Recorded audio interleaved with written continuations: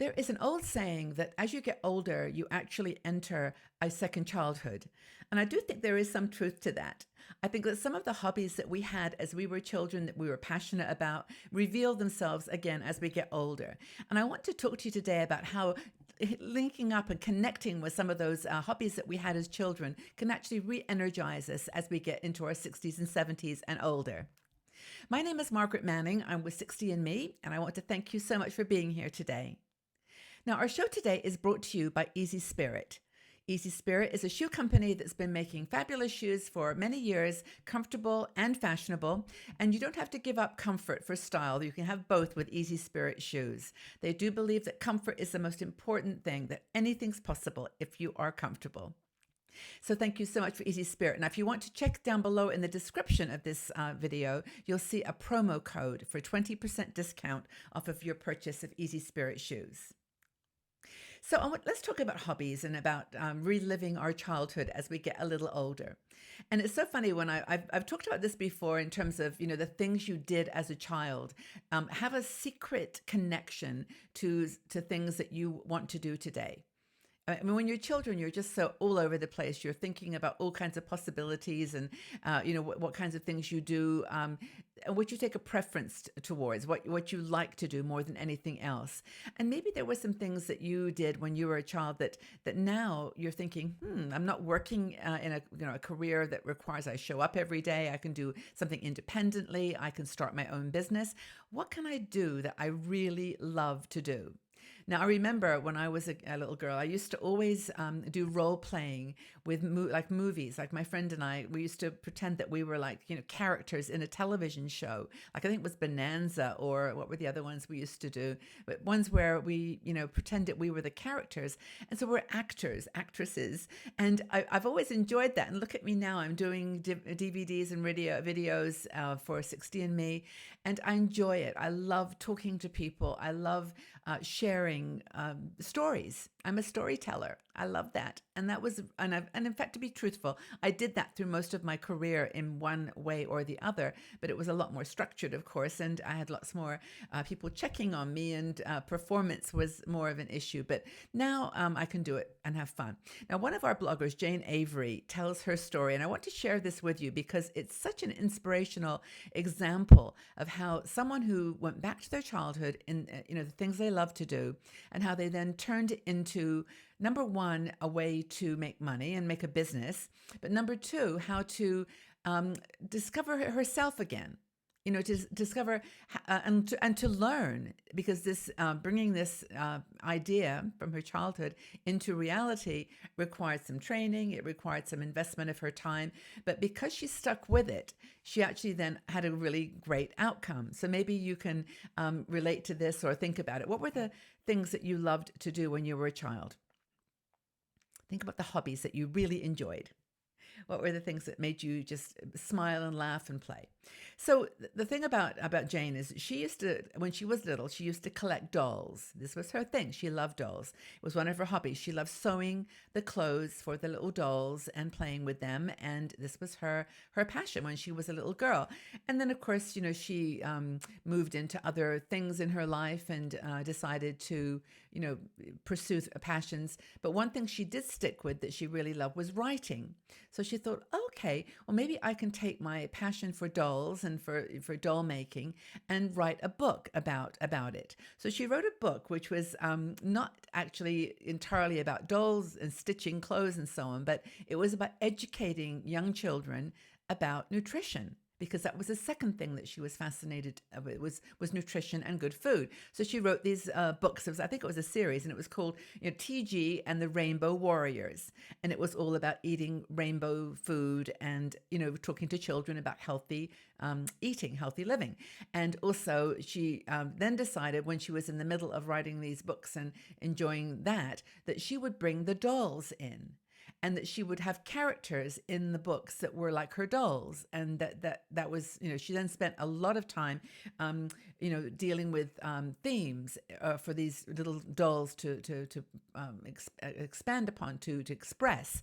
And she was very big on anti-bullying and being kind and being thoughtful to each other. And so she she's just incorporated that into her books. And, she said the books didn't make a fortune, but she actually really did enjoy doing it.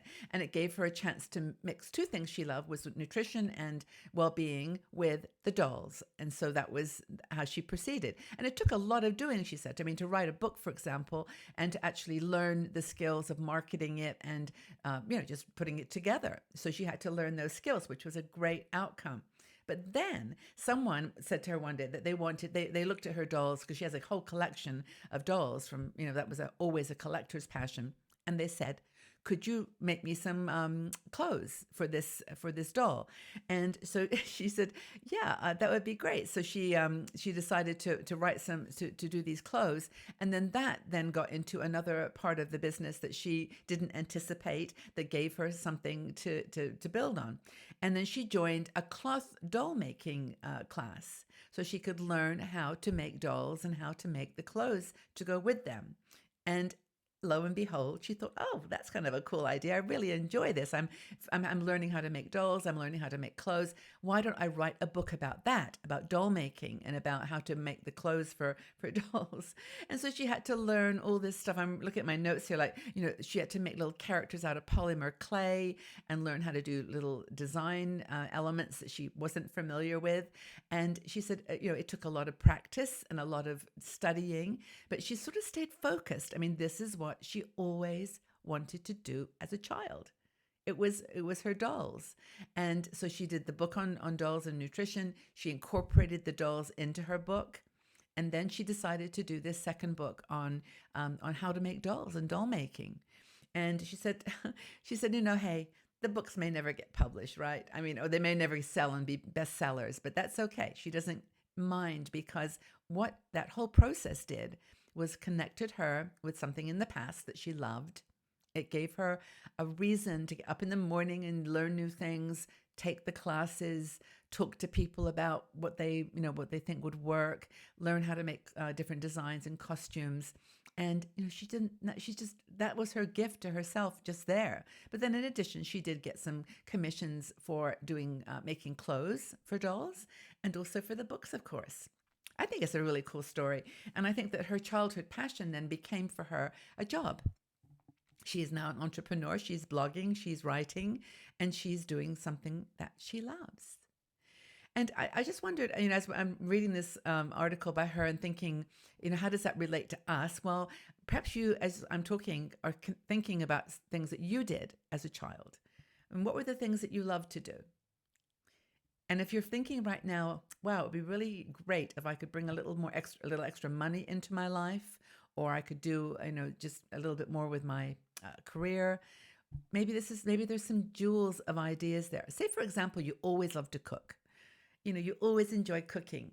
Well, there's plenty of opportunity to open a baking business, even just for birthdays or cupcakes, or now there's so many delivery services where you can sign up and be part of a delivery service for your specialty, whatever that might be. So food is a really good suggestion, because if that's what you love to do as a child, and maybe fashion was a thing for you. Maybe you love designing dolls' clothes. Maybe you're not interested in dolls anymore, but maybe you could design hats or knit gloves, or do something with sparkles. I'm thinking do t-shirts with sparkles, something that you always have been, that you may consider childlike. Oh, that's just for kids. Who wants to put glitter and sparkles on things? Well, it's back, as it always does. Fashion is in circles. But anyway, I'm just giving you ideas, though, of things that you might have really loved doing when you were a child. Now you can do them as an adult. I think it's cool. And thank you, Jane, for writing that article and inspiring us all. It was a good story, and you've done well. So what did you love to do when you were 10? Think back to when you were 10 years old and just think, what were you loving doing at age 10? And then just think, is there any way to apply that to something you're doing now? Even if it's just for a hobby, just for fun. Can you revive any of those things you loved to do when you were 10 or 12? I think it's a great story. Leave your comments in the section below, please, and also please leave your details about what you do now as a hobby or as that you love. I really want to start a conversation. That's why we're here at 60andMe. We love doing this kind of stuff. And the most important thing I want to share with you is that there are people out there doing what you're doing. Facebook, there's all kinds of communities that do different crafts. And it reminds me of our beautiful deck. It's my favorite card in our deck of cards, our inspirational cards, is find a tribe. Find your people, find other kids, 60-year-old kids who love to do things that you love to do. This is a powerful one because sometimes you don't want to do these things on your own, but you can do it if you put yourself to it. This is our cards. I love these cards. Anyway, have a wonderful day, everybody. Take very good care of yourselves and let us know how you're playing as an adult. Take very good care. Bye-bye for now.